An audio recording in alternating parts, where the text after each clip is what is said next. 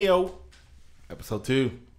Fatherhood What up? Unscripted. What up? If you saw the first one, this is the second one. Is this if the not, first? this is your first. No, wait, is this the first? This is 3.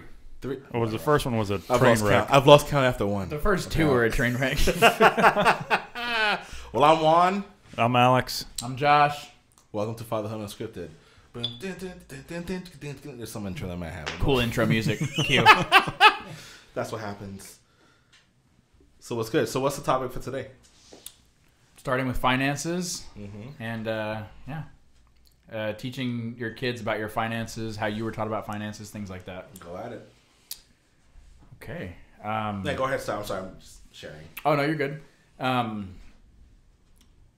don't know. I mean, I guess finances were...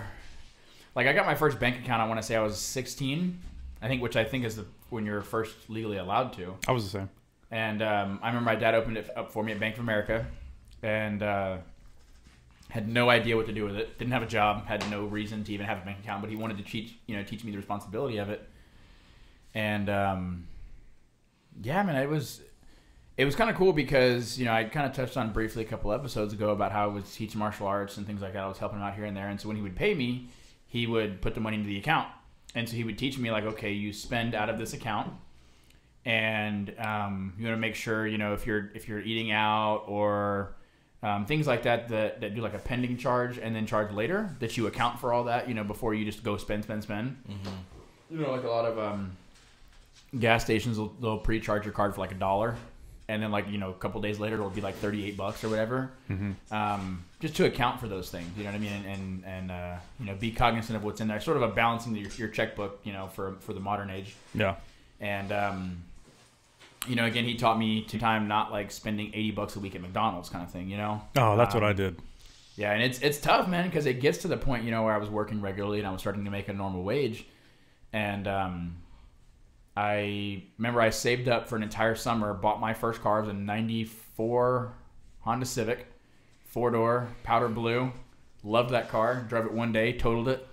But anyway, I bought it $2,000 cash on Craigslist, and it was 100% my money. And was cutting grass, was teaching martial arts, whatever. Saved all the way up. And I think in the beginning he paid for my insurance, but that was definitely something we quickly segued into me taking care of. And then I paid for my phone bill. I paid for all my gas. I paid for windshield wiper fluid, car washes, everything that was involved. Okay, yes, this is a luxury, but at the same time, this is a privilege. This is something that you earn. This is something that you continually earn. You don't just pay for it one time and all of a sudden you're home free. And it was pretty cool because going forward, all the way up leading to now, it definitely taught me the value of $1 and the value of working for something. And when you, of course, I've splurged money on ridiculous things, just like we all have. Sure. But, it definitely taught me at a young age to be responsible and be accountable and account for everything coming in. So, yeah, that was my quick synopsis. So mine is similar to that.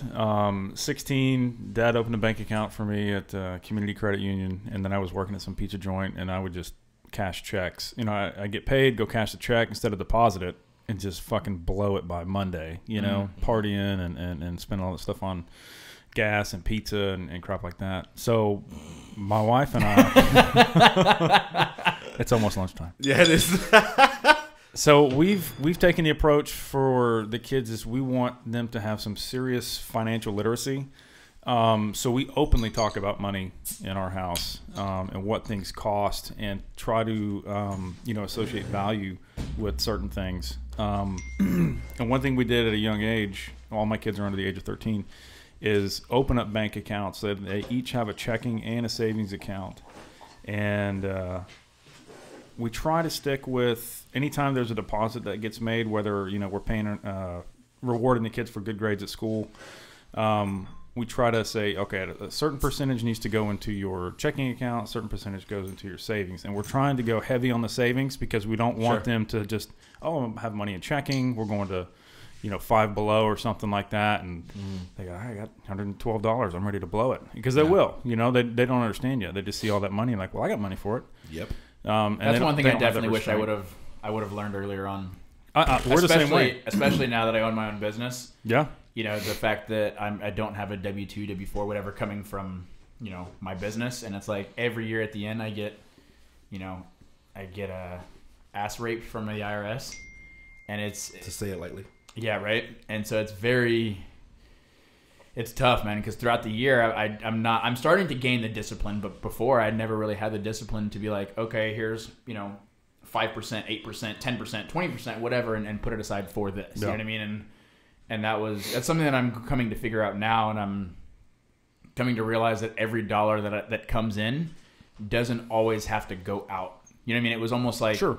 Okay, well, I've got an extra $200. I had a good month. I had a good week. I got an extra $200. Let's go do this, as opposed to, okay, now I can pay this off, or now we can have kind of start our nest egg. Like, it's just drop 150 in savings and spend the 50 on a dinner or something like that. Oh, not even. Yeah. I'm going to a steakhouse to hold 200 going to dinner. I was terrible about it. I'm up until about a week or two ago, still terrible at it. Say what now? Oh. Like I'm getting. Now, granted, I'm not spending $200 on dinner. Yeah, example, exactly. but Where are you eating? Shit. yeah, right. I know, right? 3 steaks. I'm gonna need 2 of those in a to-go box. Okay. Yeah. And 4 scotches. So But, I think it's important for financial literacy for young kids, especially when you go to a store. My kids, we go to Target all the time, and they know how much Target money is a they trap. have. It is a trap. They know how much money they have in their bank accounts, and because we can pull it up on the phone, and my wife can say, "All right, you got $26 in your bank account," and they go, well, "I'm going to buy something." It's like, okay, great. So they come back with this, cart full of shit. That's $112. It's like, you've only got $26. Figure it out. They got to put stuff back and figure out, do I really want? What do I really need? Well, they don't need any of the shit, but what do I really want? And they have to go through and go, okay. It makes them really think and be cognizant of. It's not an unlimited source, Right. Mom and dad to swipe the card and everything just magically appears. I mean, there's some substance behind that. And also accounting for like, okay, well, this is $25.99. Can I do that? And it's like, well, what about tax? You know what I mean? Like, so that's all next level. Yeah, right. Yeah, get in that conversation. Right. They're like, why do they tax you? Forget It's like, about Uncle Sam. just wait, it's coming. Then you go down to that wormhole. I remember the first time that Anarchist. happened with the oldest. And she's like, oh, I thought I made this much because, I make this much hourly. I work this many hours. I said, oh, homegirl, let's talk about taxes. That's almost soul crushing. Yes. When you're a kid and you get your first paycheck and you do all the 100%. math on the, and you're like, oh, I'm about to get $375, and Yep. it's like you get $192, and you're going, whoa, Yep. what? Yep. I got screwed. I got to pay for these roads and shit. That's right. That's right. That was the great thing about growing up in New York and then going to Virginia. No, same thing. Florida and Texas, right? Where you go, ooh, I got more money because it's tax free. And so you realize, shit, it is better to live in a tax free state than not, right? And it's funny because, my oldest worked in Virginia. She also worked here, and she sees the vast difference. Yeah. So to answer the question of my upbringing, I got jack shit as far as financial advice, right? So my parents divorced when they were 7. My father wasn't good with shit anyway, so that wasn't going to help. My mother was kind of just, obviously doing her best to be a single mother and putting us to school, and we never had a conversation about money, ever. I did start working when I was 13, so it was kind of, again, trial and error. Yeah. You got that paycheck, which was, because I was 13, it was maybe $200, maybe, I think. I don't know. Of course, I would splurge it on food and clothes. That's it. Yeah. Yeah. Dollar Video store. games, that's Dollar it. store Yeah. chips and Mountain Dew or whatever. I remember literally so I lived off of, in the Bronx in East Tremont. East Tremont is famous for a shit ton of stores. So we would literally go to check cashing because I didn't have a bank account. I see. Of course, there's a fee for that. Yeah. 1% or something like that. Yeah. And then you start walking, and by the time I even get to maybe 2 blocks, I was done. Yeah. Check was gone. I'm like, damn. Okay. That Don't sucked. do that next year. Yeah. But even then, it's still not as alarming because you don't have bills. Right. So it's still semi-disposable. But then you're waiting for the next 2 weeks and like, damn, I don't have any money. Okay, let me try to stretch this. So to me, my whole life has lately been trial and error. Yeah. No. Oh, no. Fall Don't on your do this. face, figure out Try why. shit. Fuck. No, not this, not that. Do that. Nope, not this, that. And then you would get advice. And a lot of times it's bullshit advice. I'm like, Right. You're broke. Why the hell am I taking advice from you, dude? Yeah. Yeah. Right? The worst, and though it sounded great at the time, I mean, I had bills and all that, was on my own, was to buy everything in cash. Right? Don't get credit cards. That was definitely a big deal. Don't get credit cards. You don't want to be in debt. Mm-hmm. But then when you had to buy a car, and you have to buy a house, Debt's okay. I had no credit. Student loans. Yeah, Yeah, that's another conversation. So you got no credit, high interest rates. Correct. 24% for a 6-year car note or something like that. Exactly. Yeah. So that was bad advice to buy everything in cash. The best was use your credit card as a tool. Right. Right. So do your groceries. Well, never spend beyond your means. Spend exactly what you're going to spend on your credit, then pay it off. Right. But that's a disciplined individual too. Oh, 100%. So, yeah. So that takes a lot of discipline. I mean, because we've done that, and it sounds great. Starts off perfect. Oh yeah. And the next thing you know, you overspend. Yes. And I have a plan to create an app for that, like to use your credit card as a debit card. That's another topic. Really, yeah. That's awesome. But it is tough because you go over, and then so I have an event in my calendar. Every Saturday, it's like pay off your credit cards. Pay off your credit cards.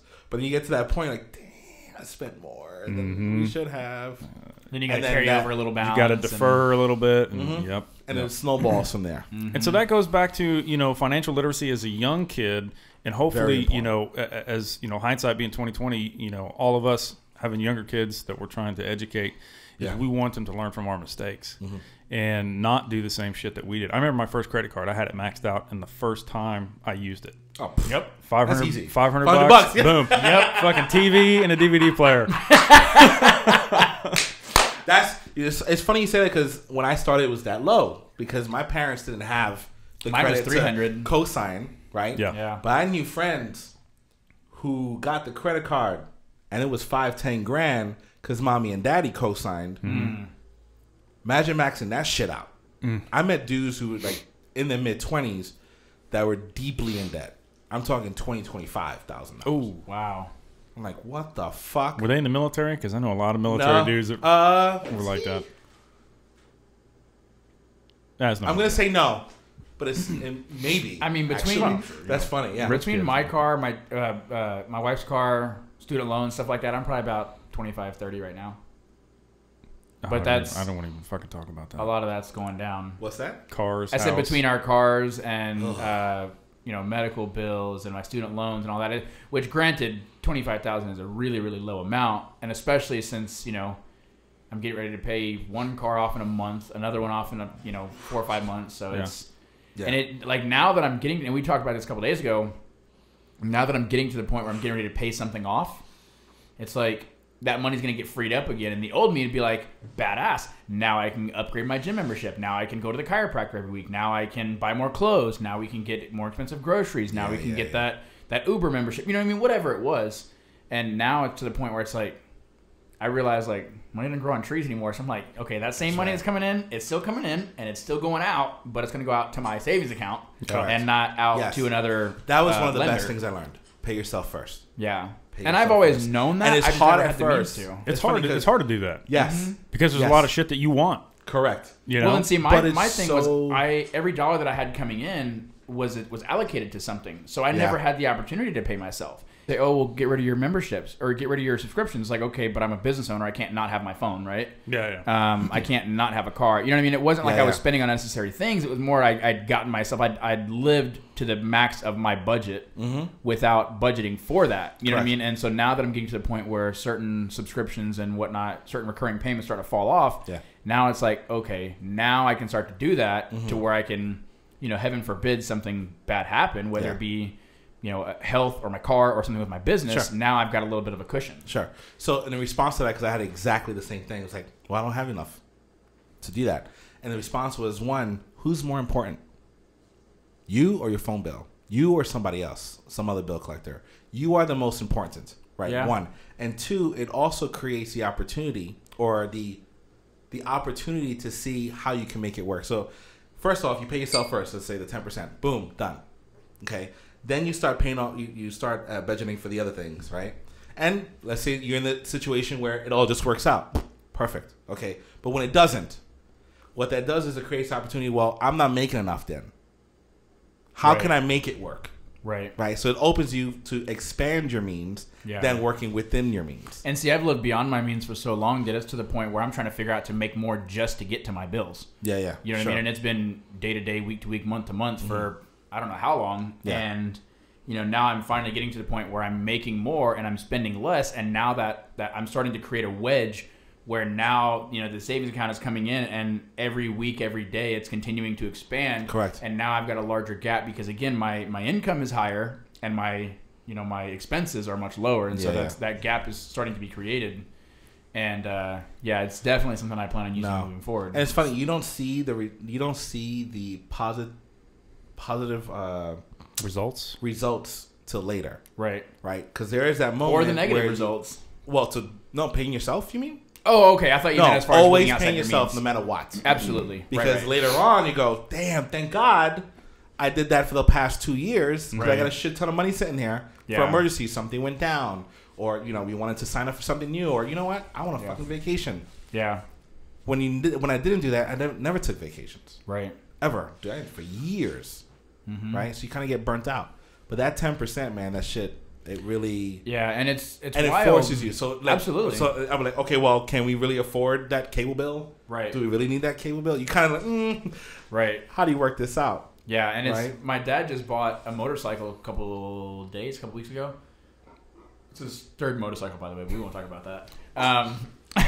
But anyway, I mean, you know, he budgets well, and he's gotten to the point where he's done really well, and he's done not really well, and he's been able to kind of, you know, figure out that sweet spot. And, you know, he's like, yeah, I bought this bike, and I was like, oh, cool, how much was it? And he goes, you know, X amount of dollars, and I said, oh, okay, so what's the payment? He goes, oh, no, I paid it off. And I was like, what do you mean paid it? You got a loan, and then like you're paying the bank, or what do you mean? He was like, no, like I bought it in cash. I said, oh, okay. And at first I was like, damn, Dad, I know you got it like that. Like, you're making some real money now. Mm-hmm. But he goes, no, I mean, I've been saving up. He goes, I got like 4 different savings accounts with different banks so that I can't touch them. Oh, wow. And he goes, you know, I have one. You know, he told me, so he said, I opened a separate checking account at a separate bank that they don't even have a branch here. Mm-hmm. So I can't go in and do anything. He goes, I did it on purpose. And what I do is I have my mortgage auto debit from that account. Mm-hmm. And he said, I get paid 4 times a week. I get paid 4 times a month. I get paid every week. So he said, I take my mortgage, divide it by 4, and that amount automatically, you know, you can split your direct deposit. He said, I split my direct deposit in there. He goes, to our worst case scenario, if I'm an idiot and I blow all my money on pizza and beer and guns and all this other stuff, I know my mortgage is paid. And he goes, plus, it's money that I can't touch. Yeah. And he was like, it's some interest rewarding or cash back or whatever account. So not only am I making sure that my bills, my mortgage is taken care of, but furthermore, I'm earning money on that money, and I can't touch it. So it's not like if I just put it in my savings and then transfer it right back to my checking. You know, and he was like, so I got, cool, you know, so savings that's for envelope this. budgeting. I do the same thing. Yeah, we do every something time I get like paid, that too. I do half, because I get paid twice a month. Right. So I do half. And so I use Simple Bank, whatever. Not sponsoring, but I like it. And so you have these goals, and what I do is every time I get paid, again, pay myself first. There's literally a goal that says me, boom, 10%, and charity, 10%, and investment, 10%. That's 30% that's gone, right? So all this stuff we bought, whatever, that comes out of my investment. I had it. It wasn't just miscellaneous. And then everything else. So everything is half, right? Yeah. Yeah, I do the same thing. That's called envelope budgeting. Yeah, and see, it's tough too because of what, and I'm not making excuses, but just to give context, because of what I do, I don't get paid, you know, steady. Well, I mean, I don't get paid 1st and 15th. I don't get paid every week even. I get paid every single day. And sometimes it's $30, sometimes it's $600. Like it's very different. And you know, I'm paid based off of the day before, and you know, on Mondays I get paid for Friday and Saturday. So it kind of all kicks in and then. And you know, heaven forbid the first be on a Sunday or something, you know, because I'm, again, not quite to the point yet where I'm paying bills ahead of time. Mm-hmm. But anyway, yeah, I mean, I thought that was an amazing idea, the fact that he did that, and I'd never heard of that. But now that I look at it, I'm like, that's so simple. It's like so simple. Yeah. It's almost stupid. It's almost ridiculous. And now I look at it and I'm like, okay, I could totally do that. And then granted, I mean, he makes commission, but he's salary, and so he has, you know. Like I would imagine most people, they have the same, they have the same exact money that for sure, no matter what, I know this money's coming in. Yeah. You know, as it's long static, as it's not going to change. Right. So it enables him to be like, I have a hard budget. Whereas for me, it's like, well, if I add a beard trim to this guy, if I, you know, say, I can take that extra walk, and if I stay an hour later, like my income fluctuates so drastically, you know, or it can, I should say. So have you thought about, especially with your situation, I mean, being so dynamic with your income, have you thought about, you know, bringing your son in when he's older? Obviously he's young now, but showing them the finances and how you have to budget, because that's what my wife and I are wanting to do. We basically sit the kids down and go, this is the money coming in, this is the money going out. And they look at it and go, oh, okay, now I understand. So when we go out and we say something's expensive, they understand, like, oh, yeah, that's expensive. Right. You know what I mean? Because they understand it in relation to what we're working with. Sure. Not just this limitless bank that Target just that little takes piece a of little plastic piece out of. that you're just swiping and, everything Yeah. magically appears. Right. There's actually something behind that. For sure. That's a good idea. I mean, I haven't, to be honest, I haven't given that much thought, but that's definitely something I would definitely like to explore. Yeah. Because, again, my dad definitely gave me a lot more advice. And my mom, too. My parents gave me a lot more advice than I feel like their parents gave them. Mm-hmm. Which, I mean, obviously, like you were saying, we want to continue to prevent them from making the same mistakes we did. And so, now it's, and of course, there's, posts all over social media and articles left and right about how schools don't teach you about personal finance. Just everything from paying your taxes to savings accounts to credit That's cards. something Like, they don't talk about I think they do. I remember going through that in high school, but it wasn't a full course. I mean, we took economics and it talked about some basic stuff, but it wasn't one of those things that's it's not a continuing education. No. It's like, okay, we checked this block, we talked about this, we're done, we're moving on. Yeah. And it's one of those things that it's doing a disservice to all the young people. Yeah. From what I understand, it got degraded because back then there used to be home ec, right? Oh, you yeah. learned about home. You learned about where you learned about brownies and exactly. You learned there was wood shop, right? That all got away. And it's crazy because everything is academics. Everything is literacy, reading and writing. Yeah. And home ec used to be, sewing and cooking and cleaning and doing That's where I learned to all stitch. kinds of different things. No shit, I learned how to stitch in fucking home ec now is making Dude. fucking cookies and smoothies. That's what home ec is now, if it even exists. Class and all that stuff is definitely coming back. Well, now they're realizing college is too expensive. It's too the barrier of entry is too high now. Yeah. There's no return on investment. $40,000 to $100,000 in debt, and you've got And in $25,000 a year job right out of college. Imagine, going for a doctorate or going for like dentistry. A lot of times they get in $200,000 in debt and they don't make that much. Yeah. Well, and it's crazy too how many times we talked about it the other day about changing your major and things like that, and then you go through that, and let's say you get a degree in kinesiology or teaching or whatever, veterinary, and then you end up working at CVS or you end up being a server or whatever it is. Happens every day. And I'm sure there's a lot of different contexts and stories behind that, but it just goes to show, like, had you just gone to electrician school or apprentice with an apparel company or whatever it was that you wanted to do, you could have done that. And granted, even if it didn't work out, okay, it was 3 months, 6 months, a year, maybe 10 grand at the most, and then you move on, as opposed to this one where it's for 10 years, 40, 100, 200,000. That's a much larger scale for you to for you to not be in that industry. Yeah, there's Mike Rowe from Dirty Jobs. He's pushing that a lot. He goes, you know how many business people I meet that literally goes, I have 10 jobs waiting to be filled, no one wants. Yeah. All of them, 6-figure incomes.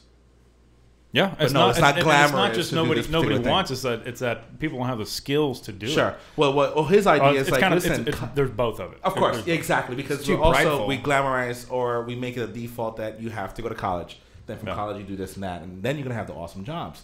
And it's like, okay, that may work for people who excel in academics. Sure, but it's not for everybody. That's my only point. Academics was never a strong point. It wasn't for me either. When I got out of the military, my skill sets didn't transfer over, so I had to start over. And I went to the trade school and did the 5 years, did the apprenticeship program. I'm sure you didn't regret it. And no, dude. No. I mean, I came out of it with zero debt. Yep. I think I had to pay every year. It was like $500 for books.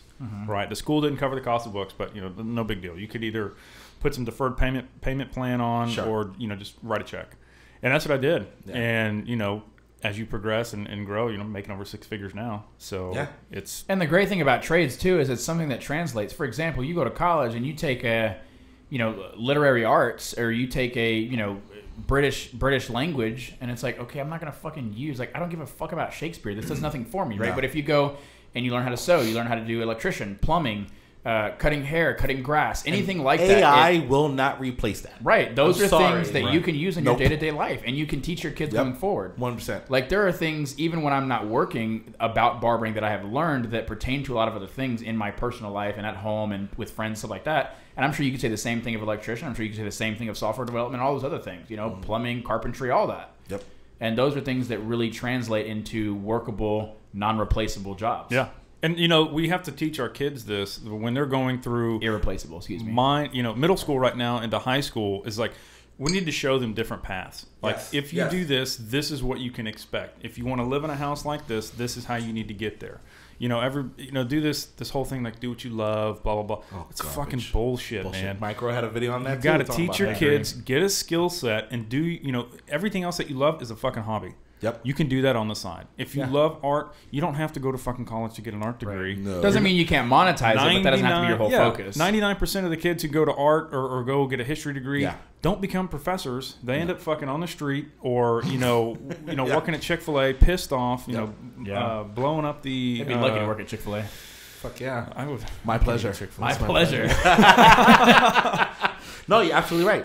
Like I said, this one where Robert Kiyosaki said, dude, that worked in the industrial age. So you had to go to college in order to make that good money. Because if not, you were just a factory worker. Right? Yeah, right. Or an entrepreneur, right?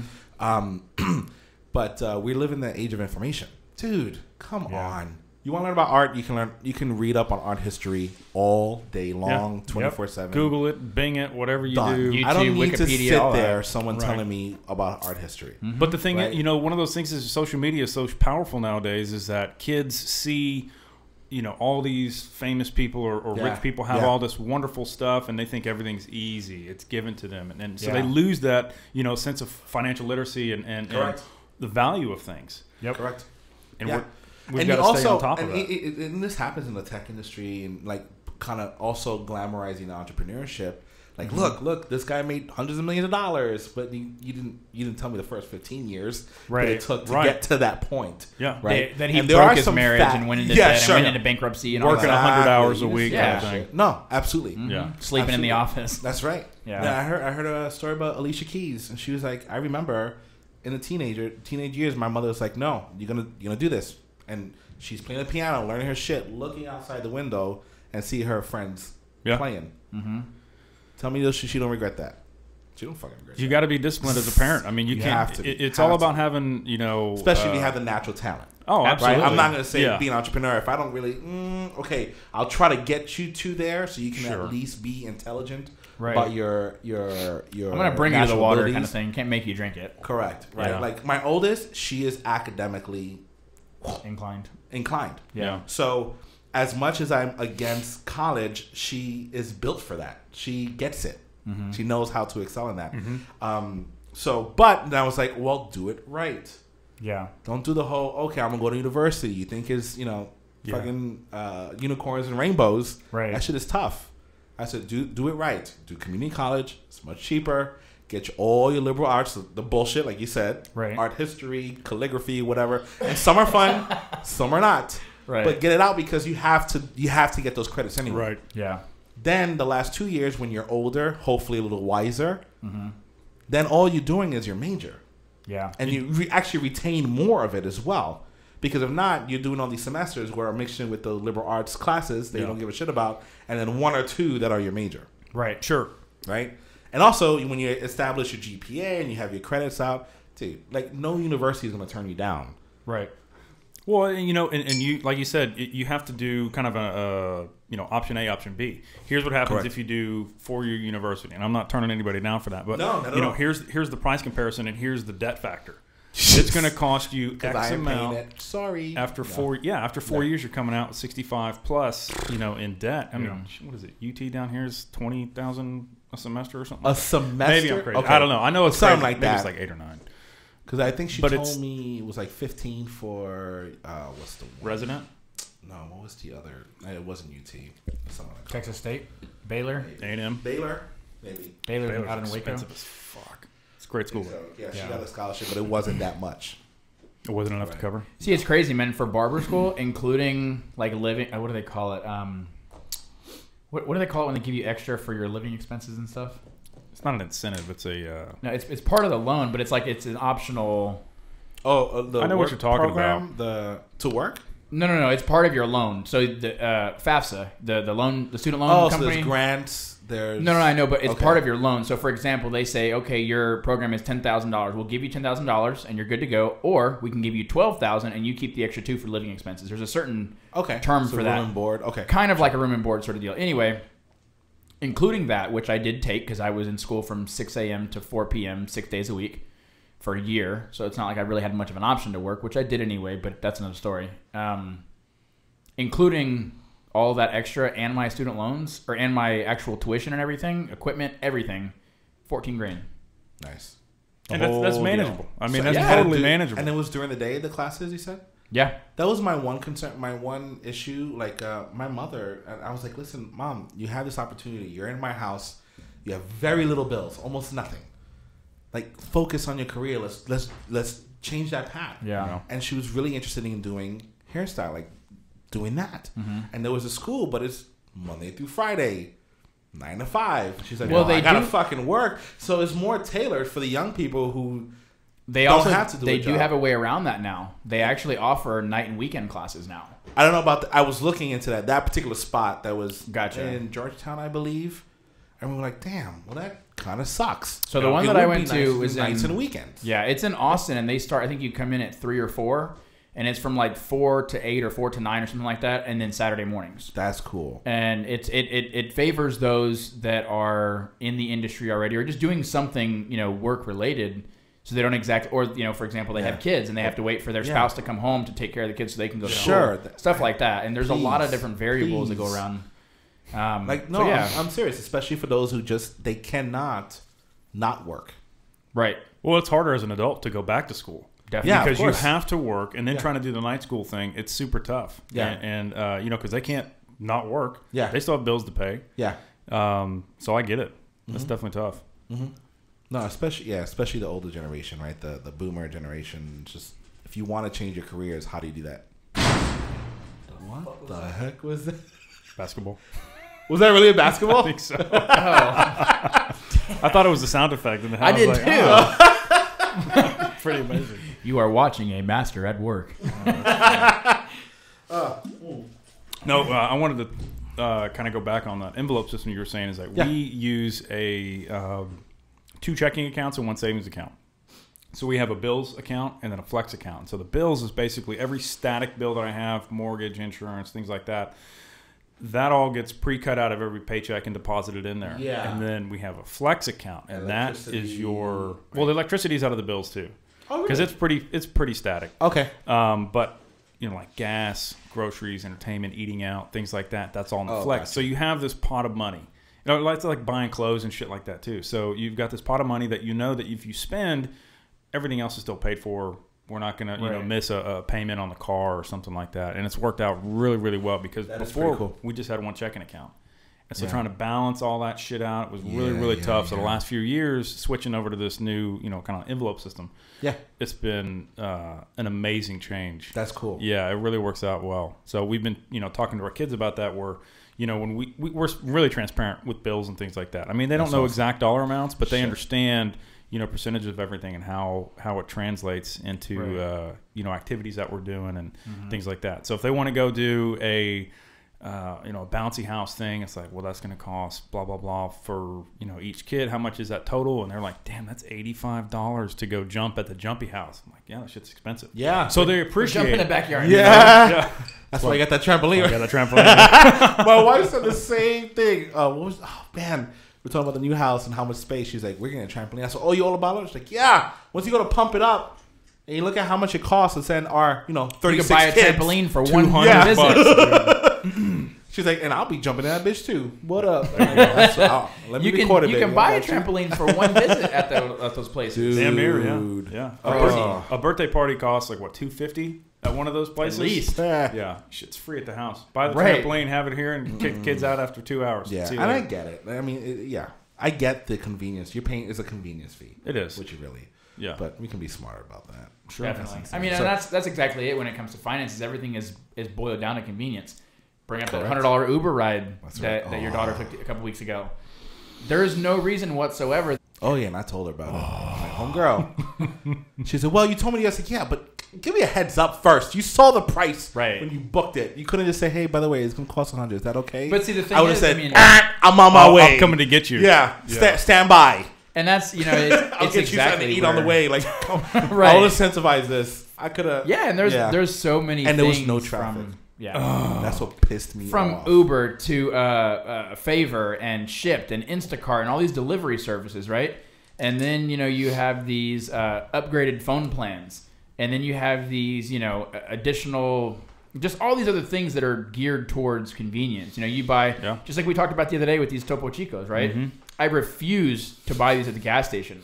I will not spend $1.79 because the markup on one. I will not do it because I know it cost me 74.38 cents each when I buy them in a 30-pack. I will wait. That's like shopping at CVS, right? Fuck CVS. Oh my gosh! 38% markup on every fucking thing. I'm sorry. It cost me how much for the 6-pack? $20 for Coronas. Nah, I'm good. Thank you. Yeah, it's like fucking $8 for a Kit Kat. Like, are you fucking? You kidding go through CVS, you buy fucking one Kit Kat, costs you $8. You get a 6-foot-long receipt, and you're like, the fuck.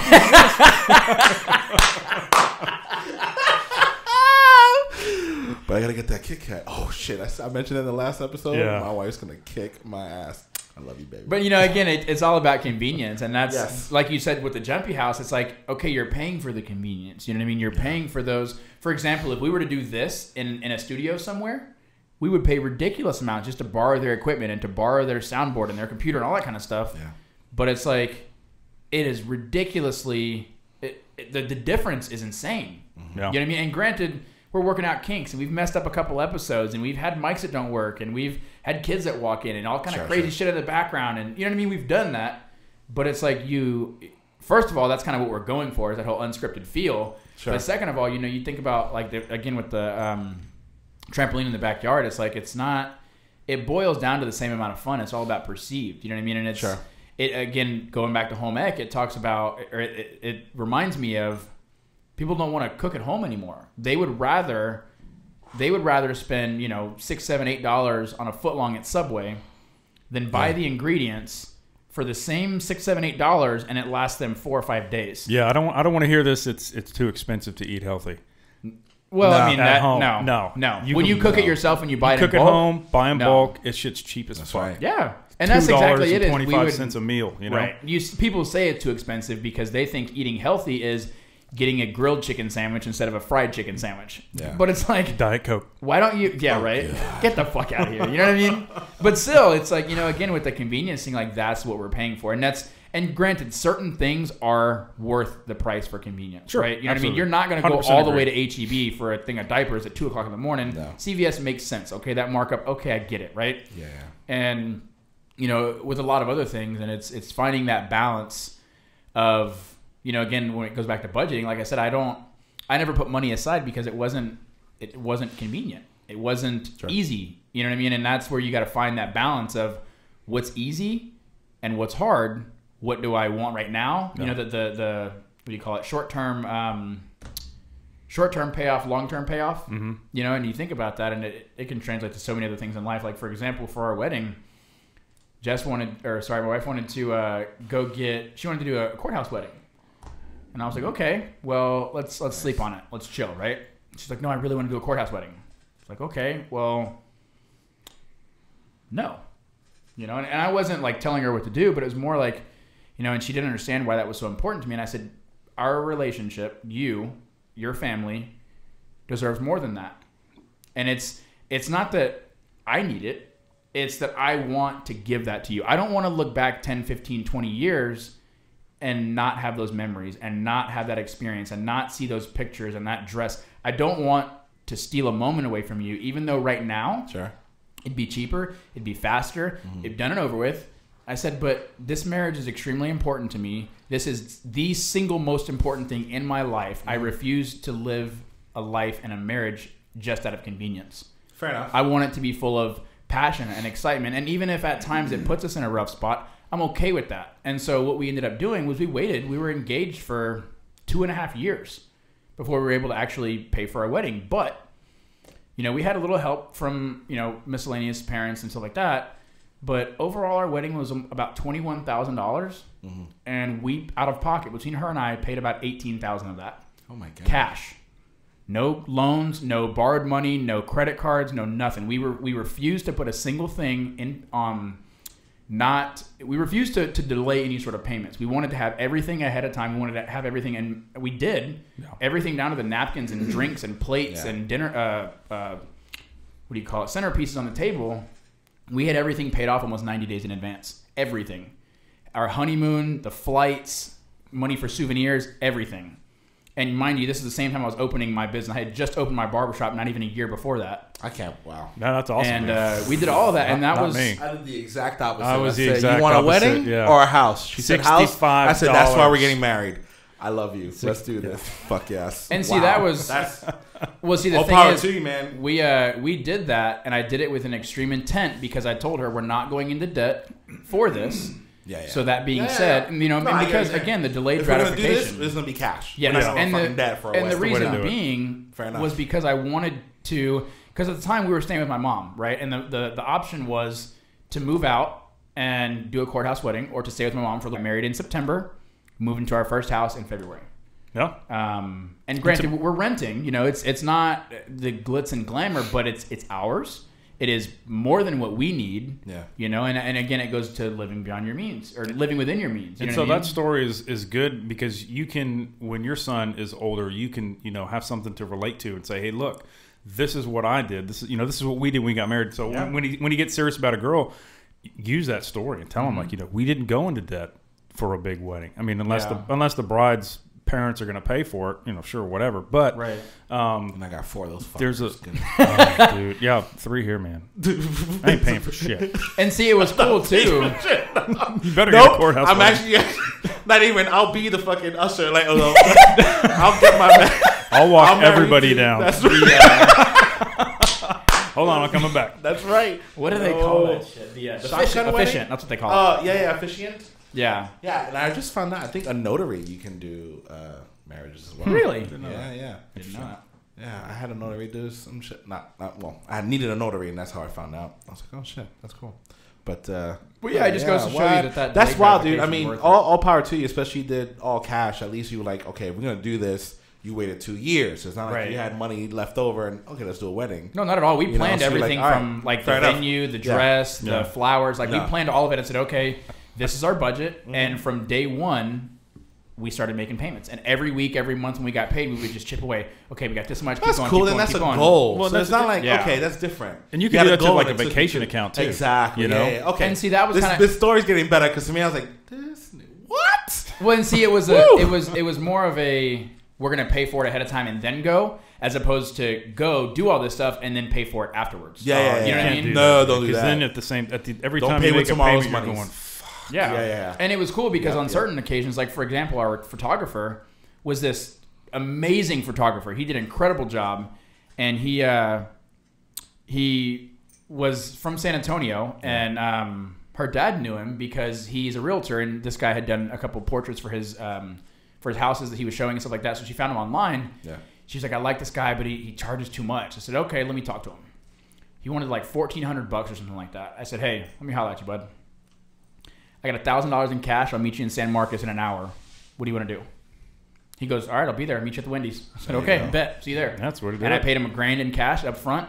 It was him. He did video. He did pictures, and the pictures came out phenomenal. But again, it just goes to show you with the whole, paying in cash deal. It's like, not only did we not pay interest, not only did we not ask and borrow and get on our knees and beg and plead for the convenience purposes, but we saved a hell of a lot of money by doing it that way. We were able to get a good deal on the caterer. My uncle hooked us up with a DJ. I mean, there was just so many different things that we were able to do because people saw we were busting our ass for those things. So That's cool. So you're saying because you paid in cash, because you had to pay it up front, that allowed you the opportunity to say, okay, well, let me try to negotiate it. Right. And that's the whole thing. That's the whole pay yourself first too. Right. Is that okay? Well, do I really need to have this package? Right. If I'm gonna do cable, so I just do basic instead of getting HBO and whatnot, Exactly. or et cetera, et cetera. I know we need to wrap it up. So I guess the lesson, and I gather you guys have this too, is like speak to your children about finances. Yeah. Like literally bring Be them an in. open 'Cause book. that was the one thing I didn't get. And that's what the one thing I want to do with my children is literally, hey, homegirl, come over here. This is how much this shit costs. Hey, let me show you this car bill. Car bill. Yeah, multiple. Holy crap. But anyway, but no, that's definitely, I think the lesson that I want to share Yeah, I agree. Be an open book. I definitely think what we talked about with showing your kids. I think that's huge. So you find out way too late. Get your kids a bank account. That I like. I didn't do that. I mean, they're kind of young now, but the oldest has a bank account. Yeah. But that's cool. Yeah, totally. I mean, even our 8-year-old has a bank account, checking and savings. I mean, she's got over $600. Dude. Yeah, from birthdays and things like that. That might be my gift to my biological oldest. Yeah, she's about to turn 8. Okay, perfect. That's cool, man. Yeah, I'm gonna do that. Here's your bank account. Here's $100 to start it off with. And then every time, we do grades. So when school grades come around, if grades are good, I think A's for the older one. I think A's are $7 or $10 or something like that. Anyways, it's a real incentive because when they get a report card, you're dumping $65, $75, $85 in there, and they see that that bank account grow. It's like, damn. Okay, I can't do that with my oldest. She's too good. I'll go broke. That's a good idea, though. We can touch on that a lot more later when it comes to incentivizing and chores and all that kind of stuff. Yes, I definitely have an opinion on that one. I agree. But cool. Let's do that next topic. We got to go. 2 episodes this morning. Thanks for watching. Love you guys. Thank you for watching. Love you, babe. Your wife's watching. Love you, babe. Love you, babe, if you're watching this later. All right, take care. Bye.